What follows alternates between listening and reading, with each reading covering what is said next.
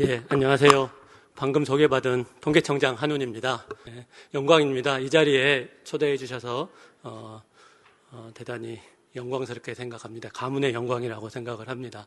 오늘 이렇게 우리 박승주 이사장님을 비롯해서 조한규 부총리님 그리고 많은 사회 저명 지도층 인사들께서 이렇게 모이신 자리에 제가 2023년 개묘년 첫 강의를 할 수 있게 돼서 무한한 영광으로 생각을 하고 있습니다.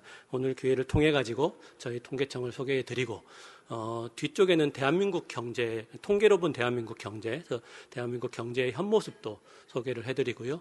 제가 그쪽에 여러분들에게 당부드릴 말씀도 조금 있습니다. 왜냐하면 우리 대한민국의 현 모습을 보면 이 자원봉사의 역할이 굉장히 크다는 것을 아마 느끼실 수 있을 겁니다. 그 부분을 설명을 드리고 좀 여러분들과 같이 대한민국의 미래를 고민하는 시간이 되었으면 합니다. 그럼 시작하도록 하겠습니다. 제목은 디지털 플랫폼 정부에서 통계청의 역할로 했고요. 제가 말씀드릴 순서는 먼저 통계청장이 이제 강연으로 왔다 그러니까 통계청이 뭐 하는 데냐 이렇게 궁금해 하실 분이 있을 것 같습니다. 여러분들은 사회에서 지도적인 위치에 있기 때문에 통계청에 대해서 잘 아시겠지만 사실 상당히 많은 분들은 통계청이 정확히 뭘 하는 데인지를 잘 모르는 분들이 많습니다. 그래서 그 부분에 대해서 먼저 설명을 드리고요. 그 다음에 좀 아이스 브레이킹 차원에서 역사 속에서 통계를 잘 활용했던 인물이 두 분이 있습니다. 그 두 분, 여러분 이름만 들으면 아실 텐데, 이분들이 왜 통계와 관련이 돼 있지?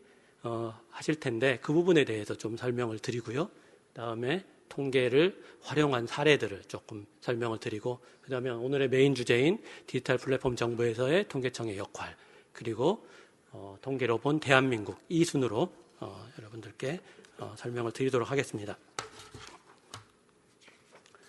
먼저 통계청에 대해서 소개를 드리도록 하겠습니다.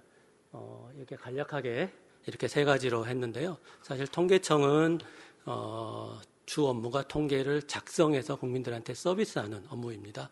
저는 앞에 이제 소개 영상에서 보셨다시피 기재부에서 30년 공직 생활을 했습니다. 그리고 30년을 하고 작년에 이제 새 정부 출범하면서 5월 13일 날 통계청장으로 왔는데요. 기재부도 그렇고 다른 부처들도 그렇고 다 국민을 위해서 하는 기관들입니다. 복지부도 그렇고요. 고용부도 그렇고.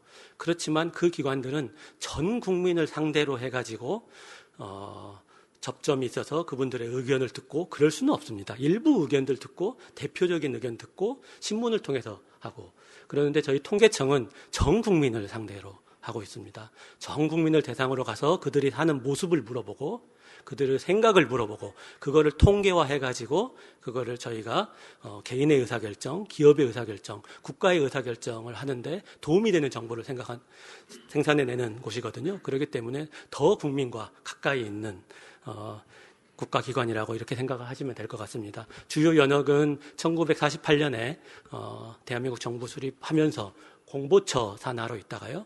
그다음에 이제 경제기획원 산하로 옮겨서 쭉 있다가 1990년도에 통계청이 개청이 됐습니다. 그리고 2005년도에 이제 차관급 부처로 승격해서 기획재정부 아래 외청이 4개 있습니다.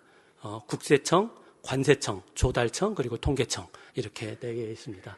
그리고 조직은 저희 이제 본청은 이제 대전에 있고요. 그리고 전국 방방 곳곳에 사무소가 있습니다. 전국에 56개 사무소가 있습니다. 제가 거기를 쭉 다니면서 그 직원들도 격려하고 이야기도 듣고 있는데요. 그 지방통계청이 5군데가 있고요. 지방통계지청이 1군데가 있고 그 사무소 분소에서 50개 있어서 56개 이제 있는데 그 전국 단위로 다 통계조사를 해야 되기 때문에 조사요원들이 그쪽에 많이 가 있습니다. 그리고 인원은 3,400명 정도 됩니다. 기재부 인원의 한 3배 정도 됩니다. 저희 직원이. 그래서 공무원이 2,200명이고요. 조사만 전담하는 공무직이 1,200명에서 한 3,400명 조직이고요. 저희 기능은 이제 크게 3가지로 하게 되면은 통계 생산입니다. 직접 저희가 통계를 생산하는 건 66종입니다. 여기서 보시다시피 인구총조사, 경제총조사 이런 이제 총조사는 저희가 담당을 하고 있고요. 그다음에 1308종의 국가 통계를 총괄 조정하는 역할을 하고 있습니다. 여러 이제 공공기관이라든지 다른 부처에서 통계를 생산할 때 저희가 승인을 해줍니다. 저희가 승인을 해줘야지만이 통계를 생산할 수 있습니다. 그리고 저희가 거기에 대한 품질 관리도 하고요. 이렇게 만들어진 통계를 포탈을 통해서 서비스를 합니다. 코시스라고 해가지고 국가 통계 포탈이 있는데요. 그거를 통해서 서비스를 하고 MDIS라고 해가지고 그 마이크로 데이터, 그 로 데이터를 또 제공하는 역할도 해서 이렇게 크게 세 가지입니다. 이 부분에 대한 이제 설명을 조금만 자세하게 드리면은 5년 단위로 인구주택 총조사, 경제 총조사, 농업 총조사를 하고 있고요. 그다음에 이제 연간 조사를 하고 있고요.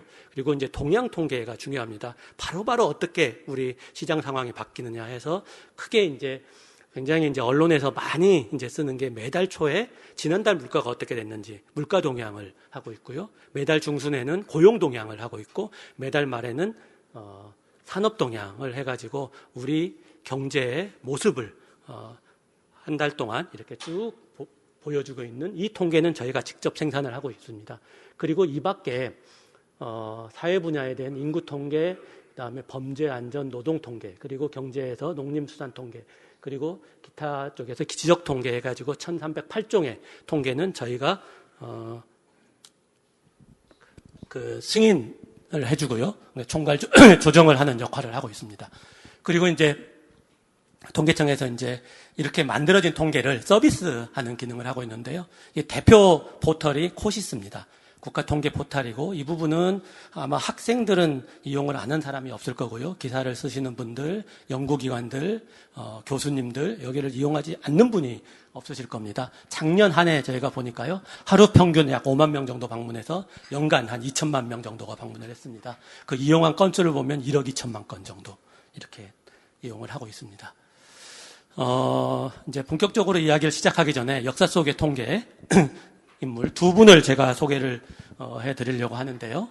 한 분은 외국 분이고 한 분은 우리 이제 한국 분이십니다. 옛날 분이십니다. 이제 이 분에 대해서 천천히 소개를 해드릴까 합니다. 이분 어디서 많이 보신 것 같죠? 그래서 간호사로 활동한 4년, 약보다 통계로 더 많은 사람을 살린 나이팅게일 여사입니다. 여러분 백의의 천사로 잘 알려져 있죠?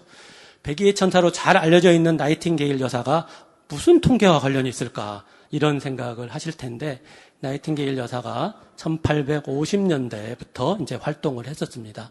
그 당시 이제 크림 전쟁이라고 해가지고 그 크림반도 지금 우크라이나하고 러시아하고 싸웠던 그 크림반도 맞습니다. 그 크림반도를 이제 중심으로 해가지고 전쟁이 있었는데요. 러시아 쪽 연합군하고 영국 불란서 연합군하고 이렇게 싸웠었는데 영국군의 일원으로 참전을 했었습니다.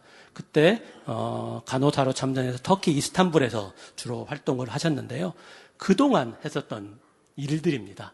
왼쪽에 보시면은 로즈 다이아그램이라고 장미 도표라고 이제 하는데요. 이게 통계 시각화 서비스입니다. 지금 저희도 이제 통계 시각화 서비스를 하고 있는데 최초로 통계를 이렇게 시각화하신 분이 이 나이팅게일 여사입니다. 나이팅게일 여사가 그때 간호장교로 간호사로 참전을 하시면서 그 야전 병원장을 했다고 역사에 나와 있습니다. 그때 영국군 이제 전쟁에서 이제 다친 분들이 이게 병원으로 오는데 그분들이 이제 사망자가 발생했을 때 그 사망하는 원인을 한번 분석을 해보니까 매달 이렇게 분석을 했습니다. 그러면서 이거를 숫자로 하는 것보다 이렇게 딱 시각화가 될 수 있도록 이렇게 표를 이렇게 그렸습니다. 이게 장미 꽃잎처럼 생겼다고 해가지고 장미 도표라고 하고 있는데요. 이렇게 보시면 빨간색이 있고 파란색이 있습니다. 빨간색은 전투로 사망한 사람입니다. 전쟁이면은 당연히 전투로 사망한 사람이 많아야 될 텐데 이렇게 해보니까 전투로 사망한 사람보다 전염병으로 사망하신 분들이 훨씬 많았습니다. 그래서 그 원인을 보니까 병실의 위생 상태가 매우 불량해서 병실 위생 상태를 개선하지 않으면 사망자 숫자를 줄일 수 없겠다 해서 그 위에다 보고를 해서 예산을 확보해서 병실 위생을 개선을 하니까 사망률이 42%에서 2%로 확 떨어진 겁니다. 다른 프랑스나 다른 나라에 비해서 훨씬 낮은 사망률을 기록한 겁니다. 그 이후에 이분이 이제 통계를 로서 이제 활동을 많이 해가지고요. 1859년에는 영국의 왕립통계학회의 초대 여성 회원이 됐고요. 그래서 실제로 간호사로서의 활동했던 4년보다 더 많은 기간을 통계학자로서 활동을 한 걸로 나와 있습니다. 그래서 이 사례는 보면은요, 이 통계를 활용하는 게 우리 인류의 삶의 질에 어떠한 영향을 미쳤는지를 알 수 있습니다. 이런 시각화 지도가 없었다면, 이런 통계 분석이 없었다면, 그 당시에 많은 사람을 살릴 수 없었고, 병실 환경 개선이라는 이 명제가 우리 세상에 드러나지 않고, 지금까지도 많은 사람들이 병실의 전염병으로 돌아가실 수 있었을 텐데, 이게 바로 현대 간호학의 기초가 되었다. 이런 이야기를 합니다. 그래서 제가 통계가 어떻게 삶의 질을, 우리의 삶을 개선시킬 수 있는지 보여주는 사례라서 제가 이거 하나를 설명을 해드렸습니다. 그리고 이제 두 번째는요, 이분은 여기 세종로 가시면 이렇게 동상이 있잖아요. 우리 세종대왕님이십니다. 세종대왕님이 하신 일이 굉장히 많은 건 알고 있는데 통계까지 이렇게 생각을 하시는 분들도 있을 텐데요. 세종대왕께서 최초로 여론조사를 통해서 정책을 결정하신 분입니다. 토지공법, 그러니까 지금으로 따지면 토지세 개혁입니다. 토지세 개혁을 통해 가지고 국민의 삶의 질을 개선했는데요. 세종대왕님께서 하신 일을 간략하게 여기다 써놨습니다. 세종대왕이 이제 임금이 되셨을 때 그때 토지세를 보면요. 그때 관리들의 영향력이 굉장히 컸습니다. 기본적으로는 자기 소출의 생산량의 한 10분의 1 정도를 세금으로 내는 겁니다. 그 당시에. 그랬는데 그게 풍년이나 흉년이나 이런 거에 따라 가지고 그 관리들이 그거를 세금을 걷는, 지금으로부터는 이제 국세청 관리, 이런 이제 관리들이 이 소출을 어떻게 산정을 해주느냐에 따라 가지고 어떤 사람은 굉장히 유리하게 될 수도 있고 불리하게 될 수 있습니다. 탐관 오리를 만나게 되면은 실제 소출보다도 훨씬 많게 해가지고 많은 부분을 착출해 나가고요. 또 영향력 있는 양반들한테는 좀 봐주고 이런 식으로 되니까 국민들의 불만이 굉장히 많았습니다. 그래서 세종 12년에 이거를 개혁을 해야 되겠다 하면서 개혁안을 냈습니다. 정액법으로 해가지고요. 관리들의 입김이 전혀 들어가지 않고 그냥 토지 1결당 조 10두, 조 10마를 하라 하는 이 정액법으로 하는 토지공법 개혁안을 만들었습니다. 이거를 만들고 난 다음에 바로 시행을 한 게 아니고요. 국민들이 이거에 대해서 어떻게 생각하는지, 백성들이 어떻게 생각하는지를 전수조사를 해봐라. 이랬습니다. 지금 같으면은 선거를 하면은 그날 선거하고 밤에 막 개표해서 그 다음날 나오지 않습니까? 근데 이 당시에는 그런 제도가 없었겠죠. 1400년대인데요. 그래서 5개월 걸렸습니다. 5개월. 그래서 역사에 나오는데 5개월 걸렸는데 5개월 걸려서 조사를 했는데 총 참여회원이 17만 명. 당시 기록에 의하면 당시 조선의 백성 수가 70만 정도 된다고 합니다. 근데 이제 이때는 양인들만 조사를 했기 때문에 여성도 빼고요. 그리고 노예도 빼고 그리고 어린아이들도 빼고 그러면은 거의 전수조사를 했다고 보는 거거든요. 그러니까 이제 5개월이 걸린 겁니다. 그래서 조사를 해보니까 찬성이 57%, 반대가 43% 이렇게 나왔는데 그러면 일반적으로 생각하면은 이거를 바로 시행을 했을 것 같은데요. 반이 넘었는데 근데 이걸 시행을 안 했습니다. 이 뒤에 보시면은 12년이 걸렸거든요. 그동안 분석을 했습니다. 왜 반대했을까? 이 사람들이. 왜 반대했을까? 어떤 사람들이 반대했을까? 이거를 보니까, 그 당시에, 전라도, 경상도 같은 데서들은 찬성률이 98% 이렇게 나왔습니다. 그렇지만 저쪽에 함경도나 이런 데 쪽에서는 거의 다 반대를 했습니다. 그래서 왜 반대를 했냐 보니까 전라도, 경상도 이쪽은 토지가 비옥하잖아요. 이쪽에서는 1결당 12 내는 게 큰 문제가 아니에요. 근데 함경도나 이런 데는 토지가 척박한데 거기서 12를 내라고 하는 거는 무리가 있는 거죠. 그래서 이제 반대를 했고요. 그래서 반대라는 게 이게 토지의 퀄리티에 따라 가지고 이게 달라질 수 있기 때문에 그거를 감안하지 않았다 하는 부분에 대해서 하나를 얻었고요. 두 번째는 이게 풍년에는 괜찮은데 12 내는 건 문제가 아닌데 흉년에도 그럼 12를 내야 되는 거잖아요.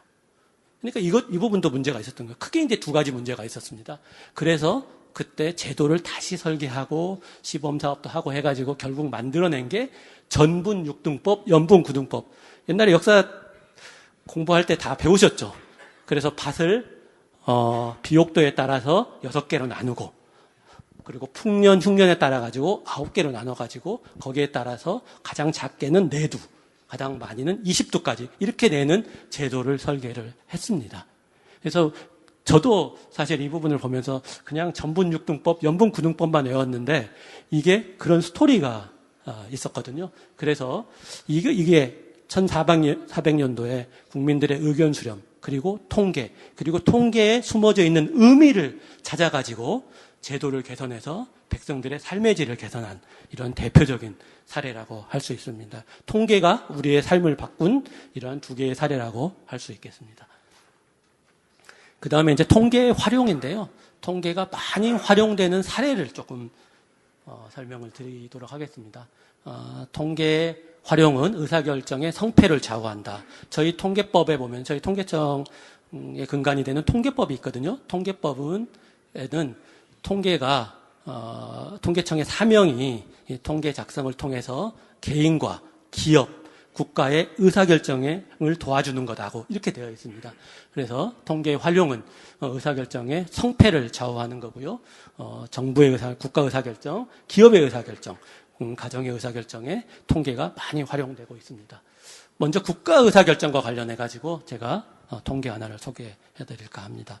경제통계라고 하면은 여러분들 탁 떠오르신 게 GDP입니다. GDP가 이제 경제통계의 왕이라고 하거든요. 폴 사무엘슨과 윌리엄 노드하우스, 아주 유명한 이제 경제학자고 경제학 원론의 저자입니다. 이분들의 책에서 GDP는 20세기 최고의 발명품이다. 이렇게 이야기를 했었습니다. 이 GDP를 발명하면서 우리 인류의 삶이 획기적으로 개선됐다는 이야기거든요. 왜 그러냐면요. 사실 GDP 통계가 개발이 된 게 그리 오래되지 않습니다. 그냥 GDP 통계, 지금은 한국의 경제를 설명할 때 저도 이제 기재부에서 30년 있었고 국제기구에서도 근무를 했고 일본에서 재경관으로도 근무를 했지만 한국 경제를 설명하는데 GDP를 빼고 한번 설명해봐라. 다른 나라랑 비교하는데 GDP를 빼고 설명해봐라. 하면 그거 어떻게 설명할까 잘 모르겠어요. 설명하기 굉장히 힘들 것 같습니다. 뒤에 통계 속에 대한민국 다 GDP를 가지고 설명하거든요. 그러니까 그전에는 GDP가 없었습니다. GDP 통계라는 게 없었습니다. 그 경제학이 처음 이제 탄생한 게 아담 스미스의 이제 국부론, 보이지 않는 손, 가격 체계, 이제 이거를 이제 그게 한 1770년대입니다. 그래서 한 150년 이상은 GDP 통계가 없었습니다. 근데 1900년대 이제 GDP 통계가 나왔는데요. 이게 이제 대공황 때문에 나온 겁니다. 1929년 이제 대공황이 있었는데 그 대공황 이후에 통계가 없어서 대공황이 왔다 하는 의견들이 있었습니다. 이게 왜 그러냐면요. 사실 보시면은 루즈벨트 대통령입니다. 그러니까 1929년 10월 달에 이제 대공황이 시작됐습니다. 그때 주식 시장이 폭락을 하고요. 그러면서 그때 이제 경제가 침체기에 접어들었는데요. 경제가 굉장히 어려워진 거는 알았는데 도대체 얼마나 어려워졌는지를 알 수가 없었습니다. 그래서 철도 운송량이 급감을 했고요. 그다음에 철강 생산량도 급감을 했고 수백만 명의 사람들이 일자리를 잃었는데 과연 경제가 어느 정도 어려워졌는지를 알 수 없었기 때문에 바로 대응하기가 굉장히 힘들었었습니다. 지금 같았으면 경제가 어느 정도 했으면 거기에서 국가 재정도 막 풀고 금리도 인하하고 했을 텐데 이때는 정확한 상황을 하지 못했기 때문에 우왕좌왕하다가 1929년에 대공황이 시작이 됐는데 뉴딜 정책, 프랭클린 루즈벨트의 뉴딜 정책은 그로부터 3, 4년 이후인 1932년에 나온 거거든요. 지금 같았으면 바로 나왔을 텐데 통계가 없었기 때문에 이런 것만 가지고 그냥 감으로 느껴서 했었던 겁니다. 그때 그 실업률을 한번 보시죠. 그때 실업률이 1929년에 3.2%였는데 1933년까지 25%. 4명 중에 1명이 실업자인 시대가 있습니다. 그 이후에는 이런 시대는 없었습니다. 그래가지고 40년까지. 그래서 대공황이라고 하면은 보통은 1929년부터 33년까지 그리고 길게 보면 40년까지를 대공황 시기라고 하는데요. 이 대공황은 통계의 부재 때문에 발생했다는 게 바로 여기서 나옵니다. 그래서 그때 미국의 상무부에서 그러면 어느 한 나라의 경제를 정확히 볼 수 있는 지표를 좀 개발해달라 해서 부탁해서 여기 이제 사이먼 구즈네츠라는 당시에 아주 저명한 경제학자분이 GDP 통계를 만들었습니다. 각 생산 주체들의 부가가치의 합이라는 GDP 통계를 만들어 가지고요. 그 이후부터는 GDP 통계가 경제 통계를 할 때 항상 쓰이는 이런 통계가 되고 있습니다. 그럼 GDP 통계가 개발이 되고 나고 사용된 다음에 그럼 경제가 어떻게 바뀌었느냐? 그걸 한번 보여줘야 되지 않겠냐 해서 제가 여기에 한번 보여드리도록 하겠습니다. GDP 통계가 없을 때 실업률 추이를 보면은 쭉 안정되게 유지가 되다가요. 보시면은 여기 대공황 때 29년부터 요때 25%까지 이렇게 올라가고 폭도 이게 올라가는 실업률이 올라가는 것도 굉장히 급격하게 올라가고 또 기간도 굉장히 길었습니다. 그 이후에 이제 GDP 통계가 이제 많이 그때 이제 1934년에 개발은 됐지만 많이 쓰이게 된 거는 2차 세계대전 이후거든요. 그 이후에 이제 쭉 보시면요. 예, 최근에 보시면 요쪽에 이쪽에 한 번, 이쪽에 한 번, 이 두 번을 보실 수 있을 겁니다. 이때가 언제냐면요. 글로벌 금융위기입니다. 제가 이제 월드뱅크 근무할 때인데 글로벌 금융위기 때 그때 언론을 장식했던 헤드라인이 뭐였냐면요. 대공황 이후에 최대의 위기다, 경제 위기다. 이렇게 이야기를 했었습니다. 그러면서 그때 경제 정책을 그러니까 대공황 시기에 이렇게 그때 정책이 상당히 늦었기 때문에 이 당시에만 해도 이제 그 GDP 통계를 보고 GDP가 급격히 떨어지고 이런 부분을 보면서 바로 양적 완화하고 재정을 풀고 그래가지고 이게 10%까지 올라가고 바로 빠졌습니다. 그래서 이 폭도 작고 기간도 작고 그래서 바로 경제가 회복을 했던 것을 볼 수가 있고요. 최근에 이제 코로나 위기 때는 그보다 더 높았습니다.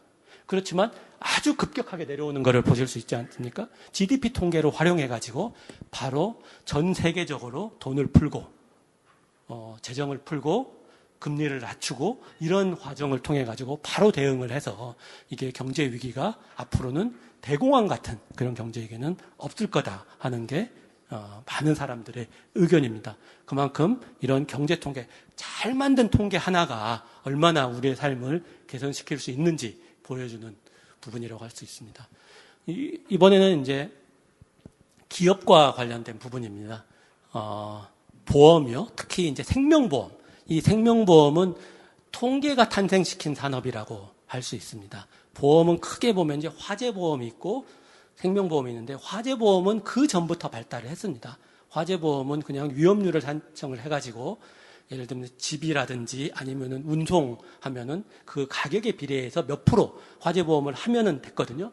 근데 이제 생명보험은 이게 제대로 된 통계가 없으면 생명보험을 설계를 할 수가 없습니다. 생명보험이 설계가 된 거는요, 1700년대 중반에 영국의 에퀴터블 생명보험사에서 이제 만들었는데, 그거는 이와 같은 생명표, 그래서 사망률을 추정을 해가지고 생명표를 만들고, 그래서 그 10만 명이 태어난다면은 20세까지는 9만 9천 명이 생존해 있는 거고요. 80세에는 7만 2천 명이 생존해 있는 겁니다.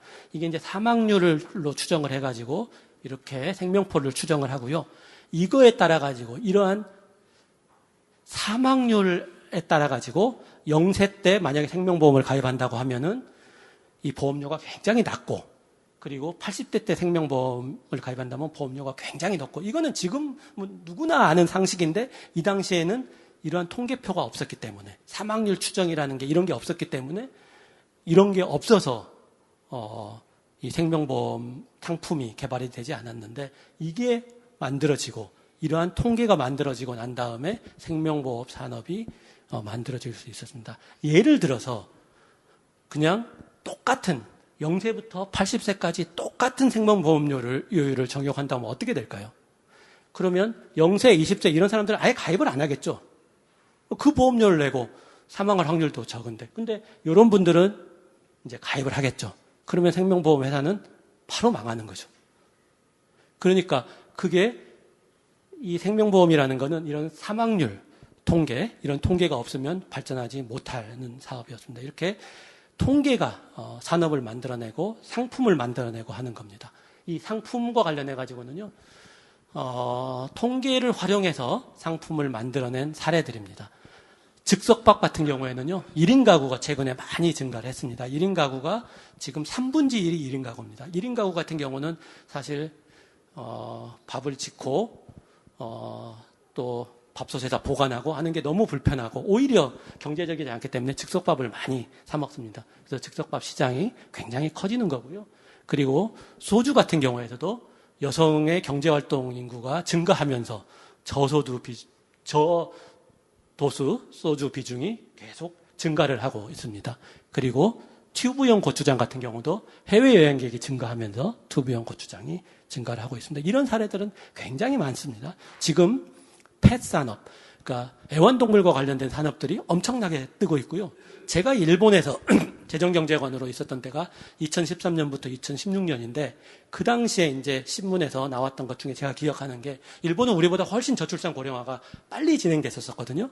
그때 이제 나왔던 기사 중에 하나가 보면은 기저귀 시장에서 예전에는 기저귀라고 하면은 아이들, 갓난아이들이 차는 기저귀잖아요.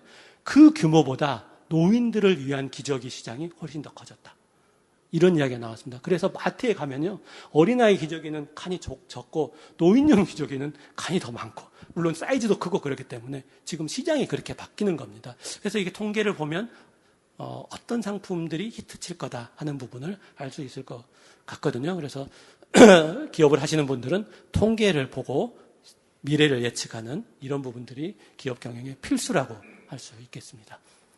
그 다음에 이제 본론으로 들어가서요, 디지털 플랫폼 정부의 통계청의 역할에 대해서 소개를 해드리도록 하겠습니다. 새 정부, 윤석열 정부 들어가지고 디지털 플랫폼 정부를 구현하겠다는 이야기를 많이 하고 있습니다. 디지털 플랫폼 정부는요, 크게 세 가지 면에서 볼 수 있습니다. 한 가지는 개인 입장에서 보면은 국민들이 여러 개 흩어져 있는 데이터들을 다 모아서 제공을 하다 보니까요, 국민들이 쉽게 본인과 관련된 데이터를 처리할 수 있고 기관에서도 한 곳에서 모아서 볼 수 있기 때문에 같은 서류는 그냥 한 번만 제출하면 되는, 지금은 여러 군데 제출해야 되는데 이게 데이터가 다 엮이다 보니까 할 수 있는 그런 편안함이 있고요. 기업 입장에서는 각종 정부에서 생산된 데이터를 제공을 하기 때문에 그걸 통해 가지고 사업 기회를 확보할 수 있는 이런 부분들이 있습니다. 그리고 정부에서는 여러 기관에 흩어져 있는 데이터들을 한 군데 모아가지고 처리해서 활용을 할 수 있기 때문에 데이터 기반의 과학적 의사결정을 할 수 있고 투명하고 개방적인 업무 처리를 할 수 있다는 이러한 장점이 있습니다. 저희 통계청의 역할은 이 세 번째에 있습니다. 데이터 기반의 과학적 의사결정을 하는 것을 도와주는 역할을 하고 있고요. 그러기 위해서 통계청에서 해야 될 부분에 대해서 말씀드리겠습니다. 통계청에서 지금 현재 저희가 업무를 하고 있는데 통계 환경이 많이 변화됐습니다. 그 부분을 간략하게 설명을 드리면서 그 다음으로 넘어가도록 하겠습니다. 통계청에서 만드는 통계가 크게 세 가지가 있습니다. 과거에는요, 조사 통계였습니다. 조사 통계. 이거는 집집마다 방문하고 사업체마다 방문해서 그거를 통계로 만든 겁니다. 그런데 요새는요, 그런 통계도 중요하지만 그 통계는 구하기가 굉장히 어렵습니다. 왜냐하면 개인정보 보호의 의식이 굉장히 커가지고요. 옛날에는 그냥 가가호 방문해서 집에서 소득이 얼마냐 이렇게 물어봐도 다 알려줬는데 요새는 그렇게 물어보면요, 왜 그거를 알려고 하느냐. 내 개인정보인데 이러면서 사실은 얻기가 굉장히 어려운 면들이 있습니다. 그리고 코로나 때는 문도 안 열어주고 해서 사실은 그래서 그것 말고 조사 통계 말고 가능하면 행정 통계, 우리 주민등록 통계라든지 건강보험 통계라든지 이런 부분을 행정 통계를 활용하는 게 굉장히 중요해졌고요. 요새는 빅데이터 통계가 굉장히 많습니다. 엄청난 빅데이터 통계들이 있습니다. 이 통계를 활용해야 될 필요가 있고 지금 통계청에서도 부단히 그쪽으로 노력을 하고 있습니다. 두 번째는요, 과거에는 인구주택 총조사, 경제 총조사, 인구 경제에 대한 관심이 많았는데 지금은 그것뿐만 아니라 우리의 삶의 질에 대한 관심이 굉장히 많아졌습니다. 그거는 이제 과거에 우리가 이제 경제 위주의 행정을 했다고 한다면 우리 뒤에서도 설명해 드리면 우리 경제 규모는 이미 선진국에서도 앞서가는 선진국으로 올라왔거든요. 그런 상황에서 이제는 삶의 질에 관심을 가져야 되겠다. 돈 많이 번다고 과연 국민들이 행복하냐 하는 이제 그런 차원에서 삶의 질, 만족도, 행복 수준 이런 부분에 대한 관심이 많아서 이런 통계를 부단히 생산을 해내고 있습니다. 그리고 기존에는 기관별로 어떤 시스템을 가지고 그 데이터는 자기네들만 쓰는 이런 식으로 어떤 사일로처럼 이렇게 하는 부분이 있었는데 향후에는 어떠한 연계키, 식별 코드를 기반으로 해가지고 저희가 조사한 통계 그리고 공공 데이터 그리고 민간 데이터 이 부분을 같이 활용해서 더 유용한 정보를 생성해야 되겠다는 시대적 흐름이 있고요. 통계청도 그렇게 나가고 있습니다. 그래서 크게 이제 통계청의 역할은 크게 이렇게 세 가지인데요. 하나는 국가 통계를 생산하는 관점에서는 사회가 요구하는 사회 변화에 대응한 통계를 개선하는 문제, 빅데이터를 활용해서 시의성 있는 통계를 만드는 것. 이 부분이 이제 첫 번째 사명이고요. 두 번째는 통계 등록부를 기반으로 해가지고 여러 가지 통계를 연계해서 더 유용한 정보를 생산해내는 것. 이게 이제 두 번째 역할입니다. 세 번째는 이렇게 만들어진 정보를 보다 더 효율적으로 국민들한테 제공하는 이런 부분이기 때문에 이 부분에 대해서 제가 설명을 드리도록 하겠습니다. 먼저 이제 첫 번째 국가 통계 생산과 관련해서 사회 변화를 반영한 지속적인 통계 관련해 가지고는 첫 번째는요. 앞에 웰빙 안전처럼 이렇게 기존에 이제 경제 통계뿐만 아니고 SDGs 이게 지속 가능 개발 목표 유엔에서 제시한 지속 가능 개발 목표와 관련된 통계들 그리고 비욘드 GDP를 넘어선 삶의 질에 대한 통계들 이제 저희 시대가 요구하고 있고 저희가 만들고 있고요. 재난 안전과 관련된 자연재해 통계질 정보 서비스도 지금 구축을 하고 있습니다. 이 부분은 뒤에 좀 설명을 드리도록 하겠습니다. 그리고 총조사 관련해 가지고는 예전에 없던 항목들이 요즘은 총조사에 많이 생겼습니다. 반려동물 이 부분은 굉장히 중요하기 때문에 반려동물도 그렇고요.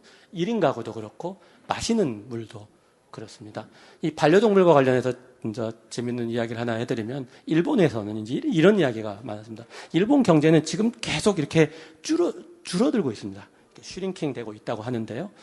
그러니까 일본 경제를 이제 우려하는 사람들이 앞으로 일본은 어떻게 될까? 이렇게 인구도 줄어들고 이런 상황에서 앞으로 일본은 어떻게 될까? 도대체 누가 생산하고 누가 소비할 건가? 누가 생산하고 누가 소비해서 이러한 경제 규모를 유지할 건가? 이제 이런 게 이제 고민이 되는 겁니다. 우리의 미래 모습이라고도 볼 수가 있을 겁니다. 우리도 인구가 계속 줄고 있지 않습니까? 1년에 태어나는 인구가 저희 때는 한 80만, 100만 이렇게 태어났거든요. 근데 지금 작년에는 26만 밖에 태어나지 않았습니다. 한 4분의 1 정도로 줄었거든요. 그럼 도대체 누가 생산하고 누가 소비할 거냐? 일본에서는 그 해법이 생산은 사람이 생산을 하고 또 추가적으로 사람이 빠진 부분은 누가 생산하냐 하면은요, 로봇이 생산한다는 거예요, 로봇이. 그래서 사람과 로봇이 생산해서 일본 경제 규모를 내고요. 사람도 세금을 내지만 로봇도 세금을 내야 된다. 그래서 로봇세가 나온 겁니다. 예. 그래서 로봇세가 달리 나온 게 아니고 그래서 로봇에도 세금을 매겨야 된다. 그래서 로봇세가 나온 거예요. 그러면은 생산은 그렇게 해서 한다고 쳐도 그러면 소비는 누가 하냐 이거죠. 소비는. 결국 사람은 줄어드는데 그럼 소비는 사람이 하고요. 그리고 그 빠진 부분은 반려동물이 소비를 합니다. 반려동물이. 이해가 되죠? 반려동물이. 여러분들 고양이나 개 키우시는 분들 보면은 애 하나 먹 정도 돈이 들어가거든요. 실제로 그렇지 않습니까? 강아지 이발하려고 하면 자기 이발하는 비용이 한 2~3배 들잖아요. 병원 가면 더 들고. 그러니까 그런 식의 이제 세상이 되는 거죠. 그러면서 사람도 세금을 내지만 지금 이야기가 나오는 게 반려동물 세도 내야 된다. 이제 이런 거죠. 그게 그래서 나오는 겁니다. 그냥 나오는 이야기가 아니고요. 앞으로 경제를 꾸려가려면. 그래서 우리도 이제 반려동물에 대해서도 조사를 하고 있고요. 그리고 1인 가구에 대한 조사, 그리고 마시는 물. 이게 생수를 마시느냐, 그냥 수돗물 마시느냐. 이런 조사들. 이게 과거에는 필요가 없었죠. 그래서 그런 부분을 조사를 하고요. 경제총조사에서는 디지털 플랫폼, 그러니까 배민을 활용하느냐 이런 것도 이제 물어보고 무인 결제 시스템이 있느냐 이런 걸 물어봐야지 변화하는 시대상을 보여줄 수 있는 부분입니다. 그리고 고용과 관련해 가지고는 예전에는 간단했습니다. 임금 근로자냐 비임금 근로자냐. 그리고 임금 근로자 같은 경우에는 뭐 상용직이냐 임시직이냐 일용직이냐. 그리고 비임금 근로자 같은 경우는 고용주냐 아니면 무국가족 종사원이냐 이렇게만 물어봤는데 그레이 에어들이 많이 생깁니다. 회색지대. 예를 들어서 대리기사. 이 사람들은 과연 비임금 근로자인가 임금 근로자인가. 그리고 배달원, 가사노동, 학습지 교사, 캐디 이런 영역들이 생기니까 이런 부분에 대한 조사가 또 필요해졌고요. 또 저출산 고령화가 심화되면서 과거에는 5년에 한 번씩 인구 추계를 했는데 인구 추계가 너무 빨리 바뀌니까 2년에 한 번씩 하는 부분이고 그리고 연금과 관련해서 연금이라는 뒤에 이름이 붙은 게요. 11개입니다. 11개. 근데 포괄적으로 우리 국민들이 이 연금을 어떻게 가입되고 있는지는 잘 알고 있지 못하고 국가도 통계를 가지고 있지 않습니다. 그래서 이 부분에 대한 통계, 이런 통계들을 통계청에서 이제 생산을 해 나가고 있습니다. 그래서 그 옛날과 같은 그냥 인구총조사, 경제조사 뭐 이런 게 아니고요. 이렇게 바뀌는 거를 해야지 국가 의사결정, 개인의 의사결정, 기업 의사결정에 이제 도움을 주는 부분이고 제가 통계청장 와서도 이 부분을 굉장히 신경을 쓰고 있습니다. 또 하나는요. 이게 이제 굉장히 재밌는 부분인데요. 빅데이터 통계입니다. 빅데이터 통계를 굉장히 많이 이제 저희가 만들려고 노력을 하고 있습니다. 빅데이터 통계 중에서 몇 가지만 제가 소개시켜 드리려고 하는데요. 소비 관련한 속보 지표입니다. 지금 현재 통계청에서 이제 매달 산업활동 동향을 내고 있습니다. 소비는 어떻게 되는지, 그리고 투자는 어떻게 되는지, 생산은 어떻게 되는지 이 부분을 저희가 조사를 하고 있는데 지금 현재 1월 19일 현재 가장 최신 데이터는요. 11월 소비입니다. 11월 달. 그러니까 11월 달 소비를 쭉 조사를 해가지고 처리 과정을 거쳐서 12월 말에 발표를 합니다. 근데 지금 보면은 우리 같이 이렇게 빨리빨리 돌아가는 상황에서 11월 달 통계 가지고 지금 경제정책을 한다? 조금 너무 늦다 하는 이런 느낌이 들지 않습니까?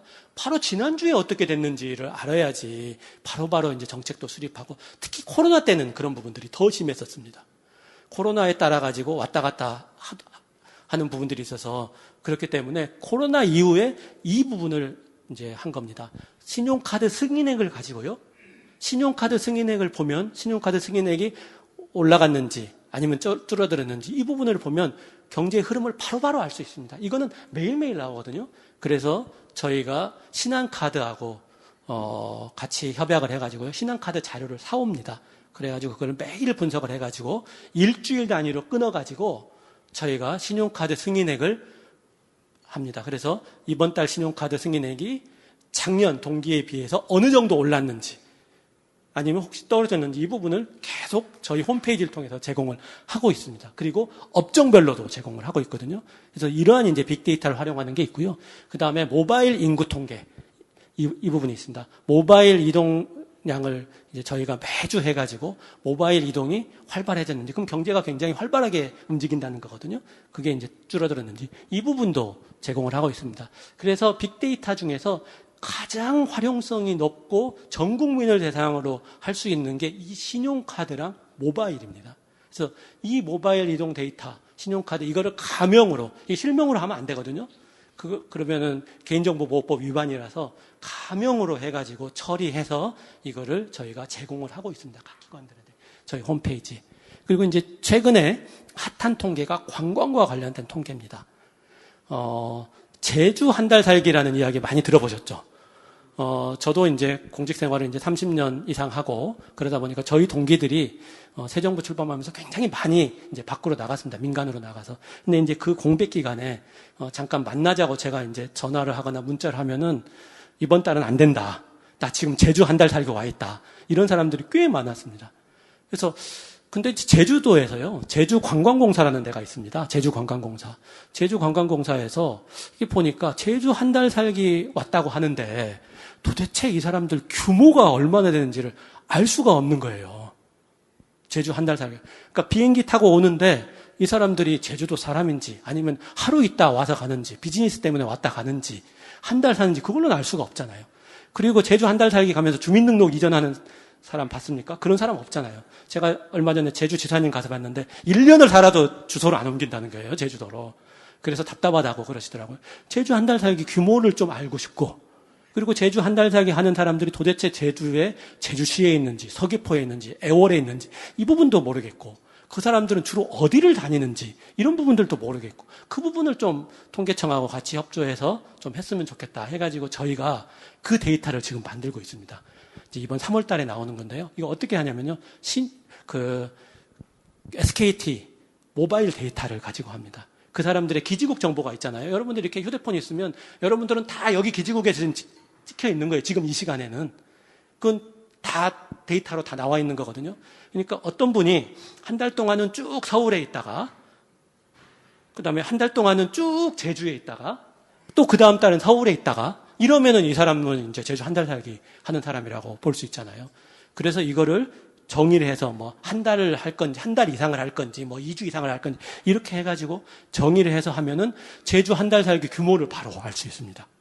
근데 이 규모만 아는 게 중요한 게 아니고요. 이 사람이 어디 사는지, 직업은 뭐였는지, 그리고 건강보험료는 얼마나 내는지 이런 부분들도 궁금하지 않겠습니까? 그래야지 관광정책도 수립하고 그리고 이분들이 그러면 하루 중에 이동하는 동선이 몇 킬로를 이동하고 뭐 이제 이런 부분들도 그래서 그런 부분들을 저희 통계청의 통계등록부라는 거 있거든요. 개인을 대상으로 해서 직업이 뭔지 이런 부분들 지역이 뭔지 사는 지역이 어딘지 이런 부분들에 대해서는 통계등록부하고 이거를 결합을 하면은 바로 알 수 있거든요. 그래서 그거를 저희가 이번에 제공을 합니다. 그래서 관광정책과 관련돼서 굉장히 도움을 많이 줄 수가 있을 것 같고요. 그래서 제가 최근에 전라북도에 김관영 지사이 있는데 저희 기재부 동료였습니다. 가서 통계청에서 이런 걸 한다. 제주 한 달 살기를 관련된 걸 한다 그러니까 전라북도 좀 해줬으면 좋겠다. 전주에도 전주 한옥마을에 오는 사람들이 꽤 많은데 그 사람도 좀 한번 분석하고 싶다. 이런 이야기를 하시더라고요. 그래서 앞으로 이제 이런 식으로 분석을 해서 지방정부가 정책을 수행하는데 굉장히 도움이 되는 정보. 그리고 제주 한 달 살기 이런 식으로 해가지고 그쪽에 생활인구를 파악하게 되면은요, 훨씬 그 지자체 입장에서 좋습니다. 자기네 주민등록 인구는 예를 들어 10만인데 생활인구는 훨씬 많을 수 있거든요. 그리고 앞으로 행안부에서 우리 이사장님 행안부에 계셨는데 그 교부금 내줄 때 지금은 주민등록 인구만 가지고 하거든요. 그러니까 주민등록 인구만 가지고 하다 보니까 불만이 있는 거예요. 이 생활인구가 사실 중요하다. 제주 한 달 살기 오는 사람들 다 쓰레기 거기다 버리고 가는데 교부금은 안 오는 거잖아요.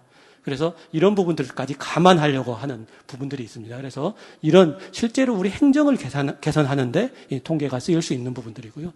가구별 부채와 관련된 것도 이 부채 데이터하고 저희 통계 등록부를 하게 되면 어떤 가구 특성을 가진 사람들이 부채를 많이 지고 있는지 그리고 부채가 흐름이 어떻게 되는지 이런 부분들도 제공을 할 수가 있습니다. 이거는 다 빅데이터를 통해서 이게 조사를 해가지고 할 수 있는 부분들이 아니거든요. 그래서 이 부분을 이제 말씀을 드리는 거고요. 제가 지금부터는 조금 빨리 진행을 하도록 하겠습니다. 그리고 이 부분은 좀 생략을 하고요.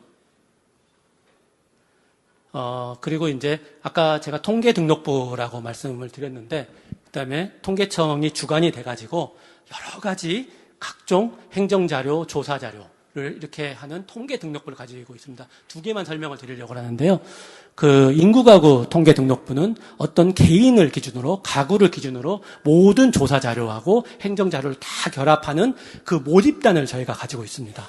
그리고 기업과 관련돼 가지고는 기업과 관련된 그 경제총조사, 사업체조사, 그 다음에 세금 낸 거, 건강보험 낸 거, 사업자 등록 자료 이런 거를 다 가지고 있습니다. 그래서 인구가구 통계등록부는 당연히 전국 5,200만 인구를 대상으로 해서 모든 모집단을 저희가 가지고 있고요. 그리고 기업도 1,040만 개 기업체, 우리 사업체에 대한 자료도 저희가 다 가지고 있습니다. 그런데 1,040만 개는 폐업, 휴업까지 포함한 거고요. 실제로 워킹하는 거, 액티브하게 하는 건 740만 개 기업에 대한 모든 자료를 저희가 가지고 있습니다. 그거를 기반으로 해가지고 저희가 서비스를 하고 있고요. 예를 들어서 이제 이런 부분입니다. 포괄적 연금 통계가 있습니다. 이 연금자가 붙은 게 11개라고 그랬죠. 그래서 그 11개 연금에 대해서 개인 기준으로 전부 저희가 기관들로 해서 다 지금 현재 모으고 있습니다. 작년에 모아서 시산 작업을 했고요. 그리고 가구 기준으로 모으고. 그러면 이 11개 연금 중에서 아무것도 없는 사람들이 몇 명이나 되는지, 그 사람들은 어떤 특성을 가진 사람들인지, 이런 걸 알아야지 정부 정책을 할 수가 있기 때문에, 그 고품질의 노후소득 보장 및 복지정책 추진을 위해 가지고 이런 작업을 저희 통계청에서 데이터 허브 기능을 통해서 하고 있습니다. 그리고 또 하나는 이제 암 임상 데이터 네트워크라고 하는데요. 이 부분은 이제 복지부에서 하고 있는데요. 복지부에서 하고 있는 사업에 저희가 데이터를 제공을 하고 있습니다. 그러니까 암 환자 같은 경우에 암 환자에 대한 치료 정보 다 있습니다. 그리고 거기에 대해서 건강보험에서 비용을 낸 거, 이 부분도 다 가지고 있습니다. 그런데 복지부에서 없는 통계가요. 사망 원인 통계가 없습니다. 그거는 저희 통계청에서 가지고 있거든요. 그래서 이분이 갑자기 치료가 중단이 됐단 말이에요. 그러면 이분이 사망을 했는지 아니면 완치를 했는지 사실 알 수가 없잖아요. 거기까지 있어야지 종결이 되는데. 그래서 저희 통계청에서 사망 원인 데이터를 제공을 하게 되면 이분이 언제 사망을 하셨는지, 사망했을 때 사실 암과 관련 없는 걸로 사망하실 수도 있거든요. 그러면은 그 데이터를 업데이트하고 하는 식의 그런 이제 데이터가 필요하고요. 앞으로 여기에다가 추가적으로 저희 아까 인구가구 통계등록부에 있는 개인 속성을 갖다 붙이면요. 어떤 지역에 있는 사람들이 무슨 암이 많이 걸리는지, 어떤 직업군을 가진 분이 어떤 암에 많이 걸리는지 이런 부분까지 분석을 할 수 있을 겁니다. 경제적인 형편에 따른 부분들도 분석을 하게 돼서 그래서 암 연구에 획기적인 발전이 있을 걸로 봅니다. 이렇게 여러 기관의 데이터를 결합을 하게 되면 정말 유용한 정보가 생성될 수 있는데 통계청이 그 중심의 역할을 하고 있다고 볼 수 있겠습니다. 그리고 이 부분은요. 실제로 이제 여러분들 실생활에 도움이 되는 부분인데 통계청에서 제공하고 있는 서비스를 좀 소개를 드릴까 합니다.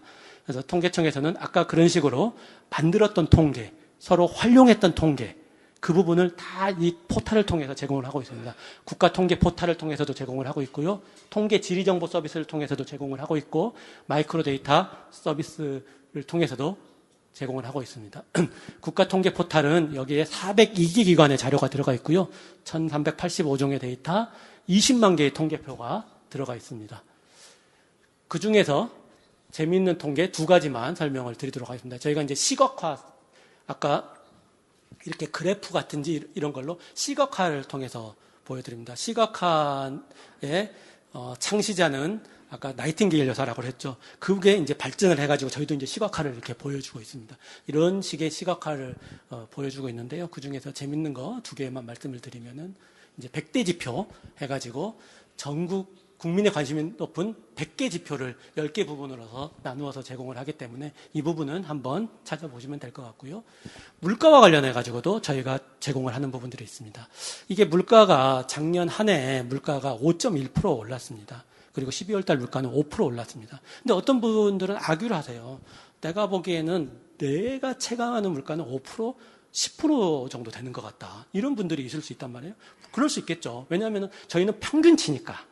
그래서 458개 품목을 평균해가지고 국민이 실제로 사용한 거를 해서 5.1%를 냈는데, 근데 개인은 다를 수가 있잖아요. 그러면 그 부분을 한번 보실 수가 있습니다. 지난달 한 달 동안 자기가 어떤 품목을 사용을 썼는지, 그리고 돈은 얼마를 썼는지 이 부분을 딱 입력을 하면요. 실제 본인이 느끼는 체감 물가는 얼마인지 이 부분을 바로 저희가 제공을 해드립니다. 그래서 이 부분은 실제로 본인이 체감하는 물가를 여기서 알 수 있도록 하고요. 이 부분은 이제 기자들이 굉장히 많이 관심을 가지고 있습니다. 그래서 이런 물가, 이런 것만 고려했을 때는 물가가 얼마다. 이런 식의 기사도 이제 나오고 있습니다. 그리고 통계로 시간 여행이라는 게 있는데요. 과거 특정 시점을 딱 찍어가지고 그 특정 시점을 넣으면은 그러니까 저희가 시간 여행을 할 수 있습니다. 예를 들어서 1980년을 한번 가고 싶다. 그러면 1980년도에 환율은 얼마인지 제가 확인을 해봤자 한 660원 정도 되더라고요. 1980년도에 주가지수는 얼마인지 한 110 정도 되더라고요. 지금 뭐 2400 뭐 이러는데. 그때 짜장면 값은 얼마인지. 그래서 566원. 이런 부분들 알 수 있고요. 그때 태어났던 유명한 인물, 그때 했었던 그런 행사, 이런 부분들도 보실 수 있고, 통계로 시간 여행할 수 있는 거. 이거는 이제 국민들이 통계 서비스를 조금 더 친근하게 느끼기 위해서 저희가 이제 만들어낸 겁니다. 그리고 또 하나는요, 통계 지리정보 시스템입니다. GIS는 잘 아시죠? 지리정보. 지리정보에다가 통계를 입힌 겁니다. 그래서 저희 통계 자료는 대부분 주소를 가지고 있습니다. 자기도 어느 주소가 있고, 어떤 사업체도 다 주소가 있기 때문에 그 주소 정보를 통계에다가 넣어가지고 이렇게 시각화해서 보여드리는 겁니다. 그래서 이 정보가 최근에 굉장히 많이 이제 활용이 되고 있고요. 국민 생활과 관련된 이런 통계들, 코로나19가 어느 지역에서 많이 발생을 했는지, 어느 지역에서 예방접종이 많았는지, 어떤 지역에서 보행자 교통사고가 발생했는지, 이런 부분들을 통계로 지도상에서 이렇게 보여줄 수 있는 서비스고요. 그리고 일자리와 관련된 것도 워크넷이라든지 인크루트 사람인 이런 게서 어느 지역을 딱 찍으면 거기 근처에서 구인 정보를 다 볼 수 있습니다. 그래서 통계청에서 보시면 이런 기본 정보들은 다 거기서 확인을 하실 수 있고요. 그리고 정책 통계 지도라고 해가지고요. 노인 요양복지시설이 어떻게 분포되어 있는지 이 부분을 보면은 노인 요양복지시설 확충할 때를 더 찾을 수 있을 겁니다. 그리고 생활권역 통계와 관련돼 가지고는 자기 생활권역과 관련해 가지고 이 통계를 볼 수 있습니다. 예를 들어서 내가 어디에 창업을 하고 싶다. 예를 들어서 이쪽에 광화문에 종로 일가에 창업을 하고 싶다 하면은요. 종로 일가에 있는 특정한 지점을 딱 찍고요. 거기서부터 중국집 같은 경우는 배달을 많이 하지 않습니까? 그러니까 차로 5분 이내에 있는 사람들을 이렇게 쭉 검색을 할 수가 있고요. 차로 5분 이내에 사는 사람들이 몇몇 명이다. 그게 20대는 얼마고 30대는 얼마고 이 부분을 바로 볼 수가 있습니다.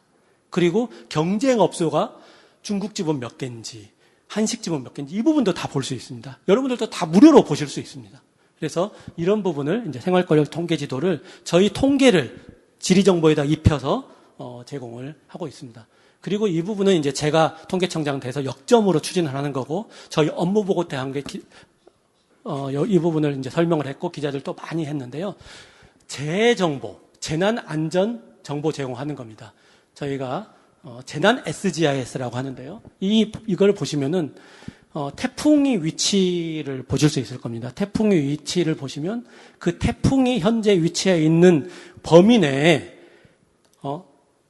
노인주택 거주하는 노인 1인 가구가 몇만인지 이 부분을 보여줄 수 있습니다. 그래서 태풍의 영향권, 태풍의 진행 경로에 따를 가지고 그냥 단순히 여기가 전라남도 해남, 거창 여기를 지나가겠다 이 정도가 아니고 그거에다가 플러스 해가지고 이쪽에 사는 반지하 주택은 얼마인지, 여기에 노인 가구는 얼마인지, 여기에 농작물은 얼마인지 이 부분을 같이 보여주면 훨씬 더 생생한 재난 정보를 볼 수가 있고 국민들이 더 체감하고 더 준비를 할 수 있기 때문에 저 기상청과 협업을 해가지고 이 부분을 제공하는 것을 하고 있고요. 이미 흰남노에 대해 지난번에 흰남노에 대해서는 사전 분석을 했고요. 올해부터 이 부분을 제공을 준비를 해서 내년에는 본격적으로 이 부분에 서비스 하려고 하고 있습니다.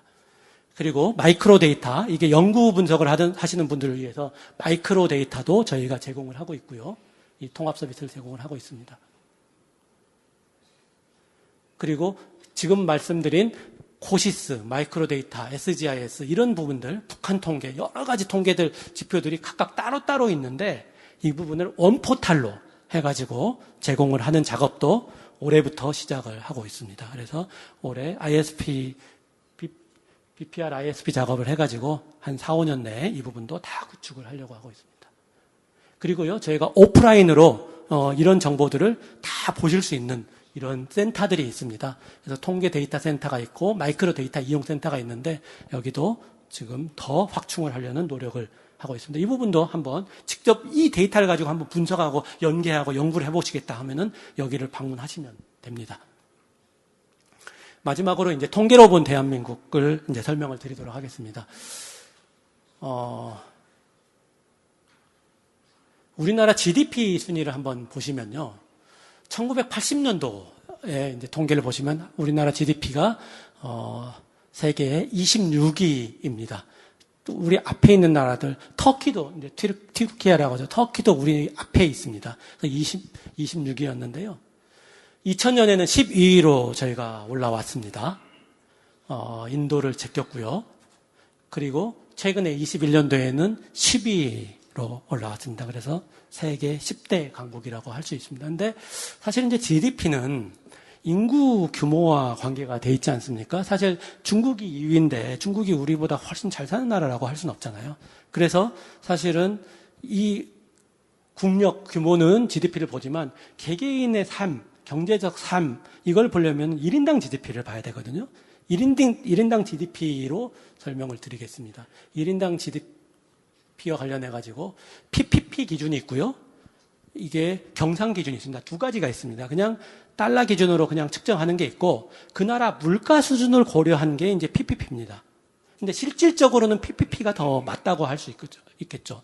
예를 들어가지고 1인당 국민소득이 4만 불인 나라하고 1인당 국민소득이 2만 불인 나라가 있다고 했을 때 물가가 4만 불인 나라가 2배다고 한다면은 사실은 둘의 생활 수준은 똑같은 거거든요.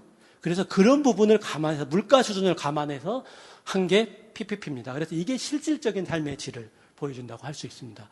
이거를 보면요.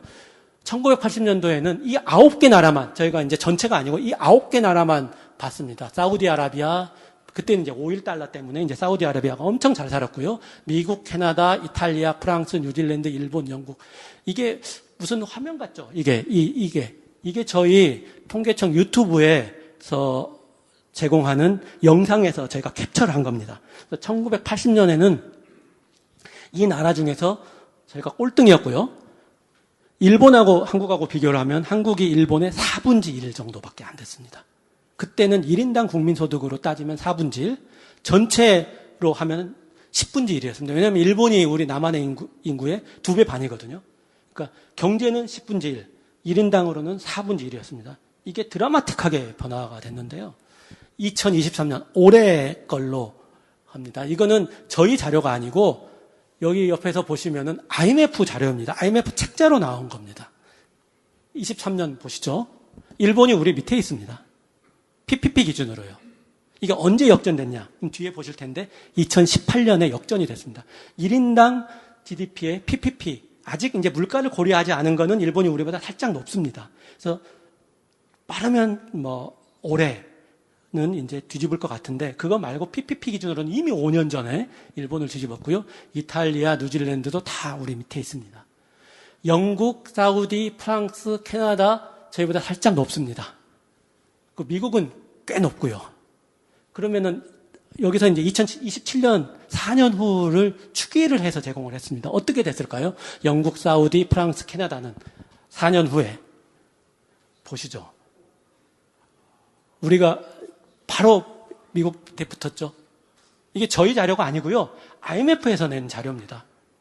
근데 이거를 아시는 분은 거의 없습니다. 그래서 저희 통계청에서 이거를 동영상으로 제작해서 유튜브에 했는데 이렇습니다. 물론 이제 차이가 크지는 않습니다. 그리고 이게 경상이 아니고 PPP 기준이기 때문에 경상은 이거 다를 수는 있지만 어쨌든 국민의 삶의 질로 보면 이미 한국은 세계의 선진국 중에서도 상위권에 와 있다. 그리고 앞으로 더 앞서가는 일만 남았다 하는 부분입니다.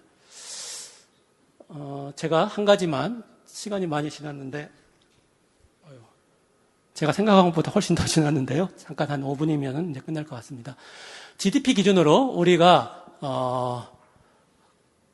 필리핀, 북한을 따라잡은 게 70년, 74년입니다. 아마 우리 조한규 부총리님은 우리가 필리핀과 북한보다 못 살던 때를 아마 기억을 하실 겁니다. 제가 공무원 시작하고 나서 초창기에 진념 부총리님의 비서관을 했었습니다. 그래서 이제 진념 부총리님이 60년대 초반에 공무원 생활을 시작하셨는데요. 저한테 한비서관, 내가 공무원 시작할 때 우리가 목표로 했던 나라가 어느 나라인지 아나? 그러시더라고요. 그래서 두 나라를 말씀을 해주시더라고요. 그래서 경제개발 5개년 계획 할 때요. 이게 북한과 필리핀입니다. 이 두 나라를 따라잡겠다. 그런 이야기를 했었습니다.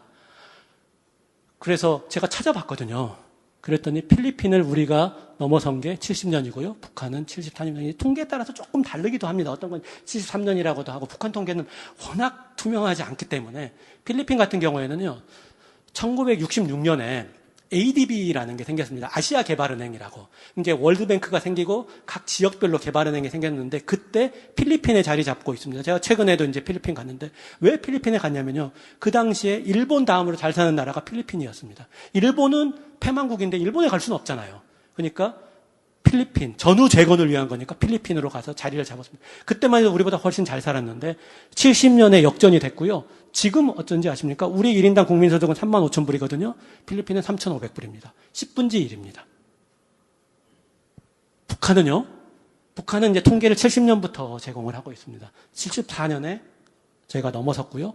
저희가 북한 통계도 발표를 한다고 했지 않습니까? 북한 통계를 보면요. 최근에 북한의 1인당 GDP는 142만 원입니다. 약 1,100불? 우리가 35,000불이면 30분지 1이거든요. 불과 30년 전에 우리가 앞섰는데 40년 전에 앞섰는데 지금은 30배의 격차가 이만큼 우리가 했습니다. 그래서 이제 저도 공무원 생활을 할 때 그러면 저도 이제 90년대에 이제 공무원 생활했는데 제 목표는 우리의 목표는 뭐였을까요? 그때는 일본을 한번 뛰어넘는 거였잖아요. 일본을. 근데 그게 현실화가 된 겁니다. 2018년에요. PPP 기준으로 이렇게 뛰어넘었고요. 지금은 격차를 계속 벌이고 있습니다. 왜냐하면 일본은 물가도 낮고 그리고 성장률도 뭐 1% 성장을 할까 말까 하는 건데 우리는 그래도 꾸준히 3, 4% 성장을 하고 있고요. 그래서 이 부분에 대한 격차를 했고요. 그래서 이런 부분에 대해서는 자부심을 가지면 좋을 것 같습니다. 사실 제가 이제 해외 생활을 많이 했는데요. 박사학위 한다고 미국에서 4년, 그리고 또 월드뱅크에서 3년 해서 미국 생활을 7년 했고, 일본 재경관으로 3년에서 10년 했는데 해외 나가보면요. 한국의 경제적인 성과를 굉장히, 우러러보고 굉장히 칭찬을 많이 합니다. 근데 우리 언론은 굉장히 비판을 많이 하죠. 근데 실제로 우리 경제적인 성과는 이렇게 됐습니다. 그러면 우리가 여기서 만족을 해야 될까요?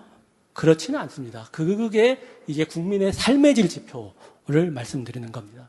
국민의 삶의 질 지표가 중요한데요. 경제적인 성과는 사실은 이제 어느 정도 됐고요.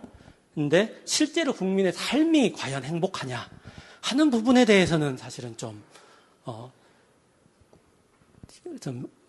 의문을 제기할 수 있을 겁니다. 이 부분과 관련해 가지고는 OECD하고 UN에서 이거를 측정해서 발표를 하고 있습니다. 더 나은 삶의 지수, 베더 라이프 인덱스라는 걸 발표를 하고 있고요.